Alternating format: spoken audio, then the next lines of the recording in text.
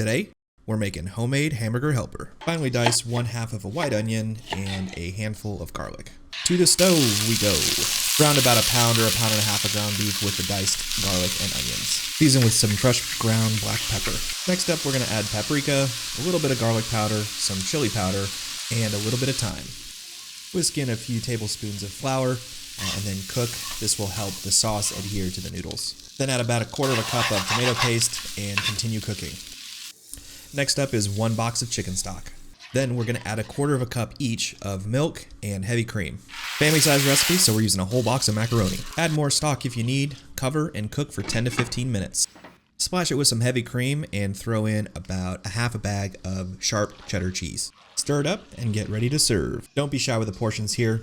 This recipe is a great go-to for weeknights when you're busy. Total time is about 30 minutes and it checks all the boxes. Until next time, thanks for watching.